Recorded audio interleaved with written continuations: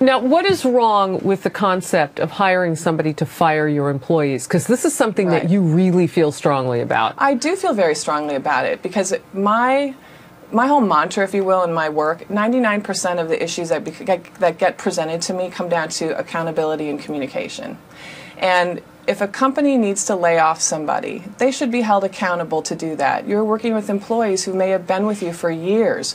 Loyalty to the firm, I mean, you owe it to them to do part of that layoff. Don't make that happen. And if you hired somebody to fire your people, what is it? I wonder what the rest of your culture is like. What are you like with the rest of your employees? Do you treat them well? Do you listen to them? I mean, all kinds of red flags go up in my mind when I hear about somebody, hiring somebody to fire. But you also say it's a bad idea because you're not going to get what you want out of the people who are now on your staff after having somebody like a George Clooney come in. And by the way, I mean, if you do have to get fired and they can look like George Clooney, maybe that's not the bad thing. I'm all over it. It's just the fact that the company has gone out and hired some stranger to end your livelihood. And you say that, you know what, that may put you in a bad position or a compromised position with the people you're trying to keep. Why is that? Think about social media right now. If a company is not communicating with their employees and they are not, treating them well, it is going to hit the internet so fast. And what you want is good publicity. You don't want negative campaigning. And so the people who are left over, their morale is going to completely plummet. Because they can't trust the employer. Absolutely not. But just for the sake of role playing here, I have an employee and she keeps dropping the F-bomb.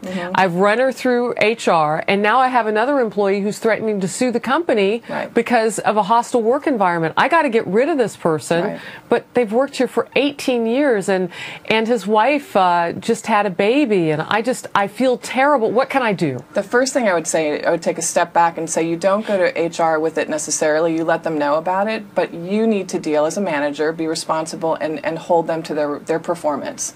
So you need to work with them on an action plan to see, give them a warning. You talk with them about what they can do to change their behaviors, and then you see if they do it. If they continue doing it, then you can thus warrant a firing. At that point, you definitely have to have an employee or employment attorney on your side, because every state has different laws around, how, if you have to give notice, how to fire appropriately so you don't have a lawsuit on your hands. There are all kinds of situations that can come up. You need to have an employment attorney on your hands. In the room with me? No, or just to consult me? ahead of time. Absolutely, to consult ahead of time. So I will have met as a manager, as an employer. I will have met with an employer attorney, and I will have taken some copious notes. And now I'm sitting before this person who's beginning to cry. Right. Well, and what you can't do is get emotionally involved with it. You can't? No, you shouldn't, because you have to keep it about the performance. And remember, you have done your homework with her before. And so the idea is that she knows where she has fallen short. And you've given ample opportunity, you've given an action plan, she has not met that. So you held her accountable. So you keep that whole piece. So by now, she should really be understanding that her job is really on the line. So her sitting there should not be a complete surprise. What's the best way to do that? I would love to bring up an example of a company that did it right. Zappos CEO Tony Hsieh. The shoe company had to fire people? Well, back in 2008, now they're owned by Amazon, but back in 2008, they had to do a mass layoff. This is exactly how you do it.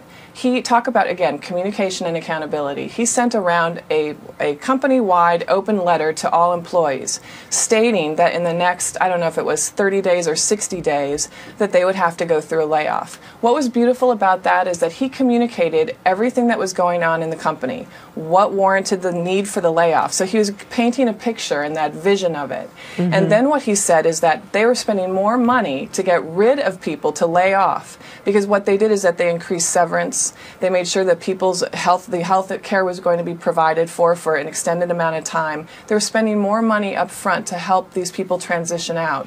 So when the time came, what happened amazingly is that these people wanted to come back and work for him. He created a loyal culture so that when the company can hire again, you can better believe that those people will be lining up to join.